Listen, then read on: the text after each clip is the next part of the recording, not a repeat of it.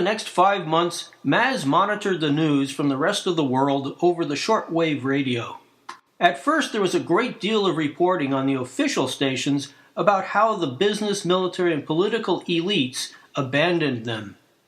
Then the broadcast focused on the increasing disasters brought on by a world climate out of whack. There were massive floods, huge storms, droughts, forest fires, civil unrest. Then, inexplicably, one by one, the official stations went off the air. Mazz began listening to the lower-powered stations. There was one station in particular Mazz listened to when the atmospheric conditions were good and the signal was strong. The broadcast came from somewhere in rural Indiana. The announcer's name was Linda, but she liked to call herself the Hoosier Honey Badger. She'd start her broadcast saying, "You're listening to the Daily Survival Report from the Pirate Prepper Radio Network," she'd say. "I'm Linda, the Hoosier Honey Badger, and this is the news. As many of you have figured out, we're on our own. But that's just the way I like it, and I figure a lot of my listeners feel that way too. The politicians, the banksters, the generals have abandoned us. But for the most part, we're doing good. We're doing just fine. Citizens have formed local committees to distribute food, fuel, and medicine." Mazz tuned in a few days later. Linda, the Hoosier Honey Badger, had some bad news. Indiana had its first wet bulb, dangerous heat event. Anyone without access to air conditioning died of heat stroke within minutes.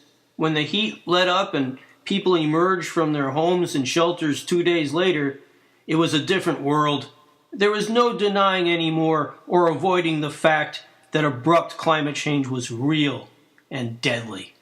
Mazz listened to the radio the next few days as the complex global industrial system rapidly collapsed. Climate scientists at last were free to speak honestly about abrupt climate change, and the fragile habitat humans needed to survive was disappearing fast. With the knowledge that their time on Earth was short, a great sadness came over everyone. Suddenly people understood that each second of their lives mattered. Everyone felt an overwhelming desire to go home and spend what little time remained with their loved ones. Workers walked off their jobs and went home. Factories shut down. Trucks stopped rolling. Food, fuel, manufactured goods stopped being delivered. Internet and cell phones stopped working. A great migration was underway. In spite of fuel shortages, people were going home any way they could. After industrial activity ceased, the particulates and aerosols began to drop out of the sky.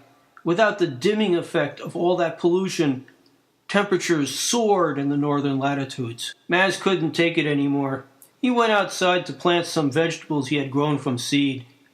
Suddenly the thought entered his mind that at that very moment, millions of people were dying. The complex web of modern civilization was unraveling, just as the habitat humans depended on was collapsing. Patients were dying in hospitals for lack of electricity for their life-saving devices, and dying for lack of medicines. People were starving for lack of food. Mazz was not prepared for the emotions that overwhelmed him as his mind calculated the death toll. Today, millions. Tomorrow, tens of millions. Soon, hundreds of millions. Eventually, billions.